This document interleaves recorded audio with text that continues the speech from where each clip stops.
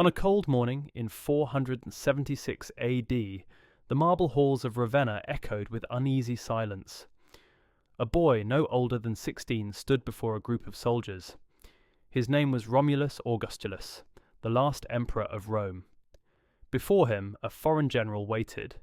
His armour was plain, his expression calm, his loyalty long since changed. This man was Odoacer, commander of the barbarian troops that now made up much of the Roman army. He had come not as a servant of Rome, but as its undertaker. Romulus removed the imperial crown, holding it one last time before setting it down. A symbol of 1,000 years of empire. Quietly surrendered. No battle, no parade, no ceremony, just silence. The Western Roman Empire was finished, but its death had taken centuries, and the story of how it happened is one of greed, glory, and inevitability. Centuries earlier, the Roman Empire seemed immortal. It stretched from the Atlantic Ocean to the deserts of Mesopotamia, from the green hills of Britain to the pyramids of Egypt. A realm of 60 million people, all bound by law, language, and the idea that Rome was eternal. Roman roads stitched together continents. Roman legions kept peace through power. Its citizens bathed in aqueduct-fed water, cheered in the Colosseum, and believed the gods favoured their empire above all others. At its height, Rome had no equal. Its culture, its armies, its architecture, everything about it seemed unshakable. But even at the height of its glory, the foundations were already cracking.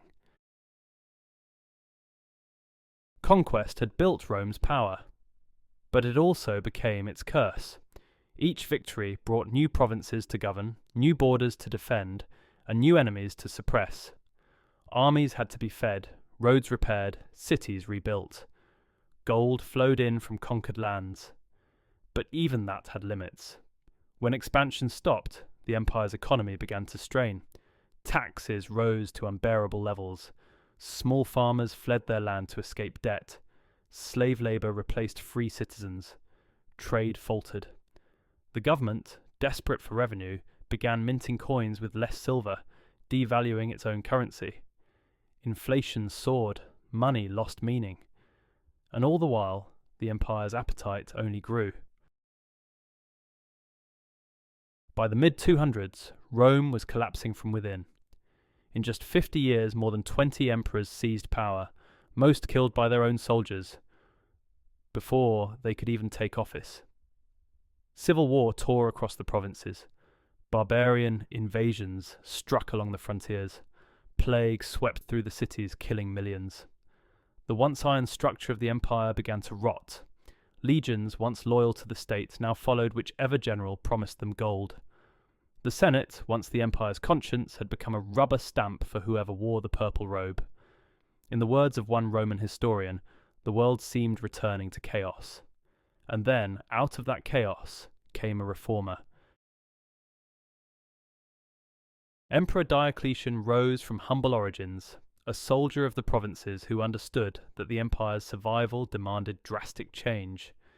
He reorganized everything: laws, taxes, armies, and even the throne itself.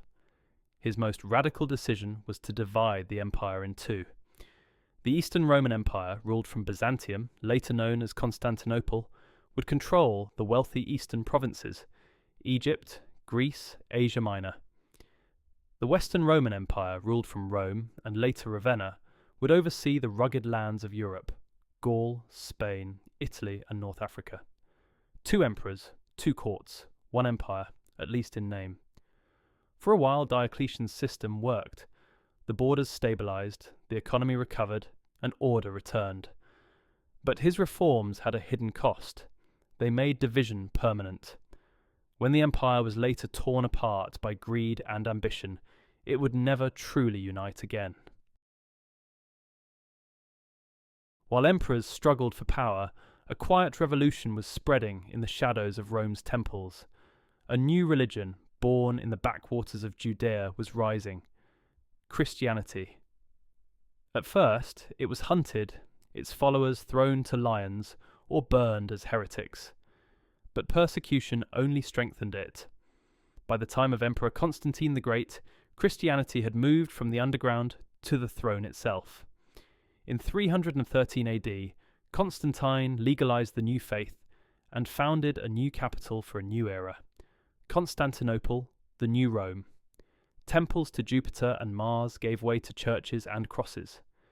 The empire's old gods faded, replaced by a single faith that promised salvation over conquest. But even this spiritual unity came with division: pagan and Christian, East and West, Latin and Greek. The empire was now split not only by politics, but by soul. For centuries, the Roman legions had kept the frontiers secure. Beyond them lay forests, plains, and tribes the Romans called barbarians. But by the 4th century, the tribes were moving, and not by choice. From the far east rode a new terror, the Huns. They swept across the steppes like a storm, driving other tribes, Goths, Vandals, Franks, Lombards before them. These refugees begged Rome for sanctuary. Rome granted them land, but treated them as inferiors, extorting and starving them. Desperation turned to rebellion. In 378 AD, near the city of Adrianople, the Goths rose against Rome. The emperor led his army personally and was killed in battle.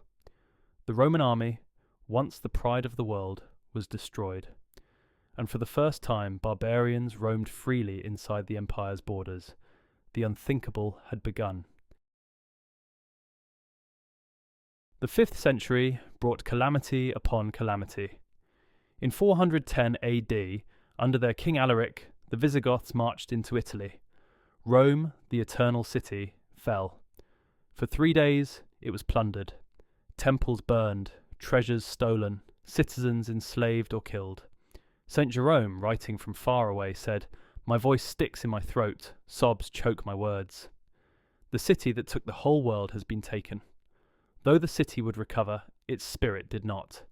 The world had seen that even Rome could be broken, and that realization changed everything. The Western Empire limped on, but its decline was unstoppable. Britain was abandoned to Saxon invasions. Gaul and Spain fell to barbarian kings. The Vandals seized North Africa, cutting off Rome's most vital grain supply. Without food, without money, and without soldiers, the empire hollowed out. Cities shrank, roads decayed. People fled to the countryside, seeking safety in isolation rather than in government. The Eastern Empire, the Byzantines, still prospered. Constantinople gleamed with wealth and strength, its walls unbreakable. But it no longer considered the West its equal. 2 worlds had emerged: an Eastern Rome that would survive another 1,000 years, and a Western Rome crumbling into dust. As the West weakened, a new threat emerged, perhaps the most feared man of the ancient world, Attila the Hun. To his enemies, he was the scourge of God. His horsemen struck without warning, burning cities, slaughtering armies, and demanding tribute from emperors. In 451 AD, the Western Empire's general, Flavius Aetius, managed to rally the Romans and their barbarian allies for one last stand. At the Battle of the Catalonian Plains, they stopped Attila, but only barely. Rome had won a victory, but it was a victory that cost its last strength. Aetius was later assassinated by his emperor, and with him died Rome's final hope of defence. Within 25 years, the empire itself would follow him to the grave. The final collapse. By 476 AD, Rome was little more than a memory. Its emperors were figureheads, children of politics, puppets of generals. Its armies were mercenaries, loyal to coin, not to country. Odoacer, a Germanic commander, decided to end the illusion. He marched on Ravenna, deposed the boy emperor Romulus Augustulus, and sent the imperial insignia to Constantinople. The message was simple: there was no longer a Western emperor. The Roman Empire, which had stood for more than a millennium, was no more. No legions defended its name. No senate mourned its passing. Only the echo of what had once been. Yet from the ashes, something new began. Roman law and language endured. Latin evolved into French, Spanish, Italian. Roman architecture became the blueprint for cathedrals and capitals. The Catholic Church, born from Roman Christianity, rose as Europe's new unifying force. Its popes became heirs to the emperors, ruling not with legions but with faith.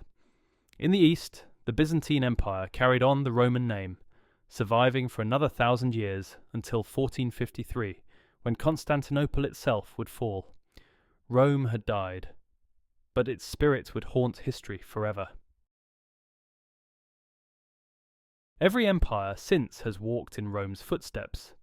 The British, the French, the Americans, all have measured their power by the shadow of that ancient empire. Its laws built our governments, its language built our words, its rise and fall built our understanding of history itself.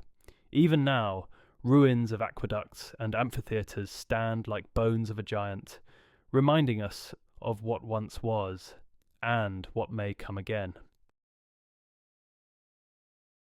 The story of Rome is not just about an empire that died, it is about why it died. Because every great power believes it will last forever, until it doesn't.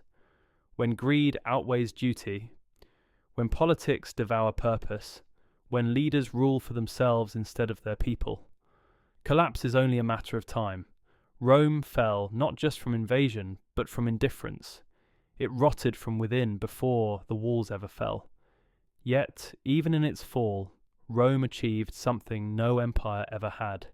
It became immortal, not in power, but in memory.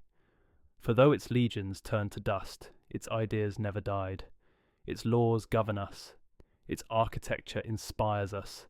Its ambition defines us. And, in that way, Rome still lives.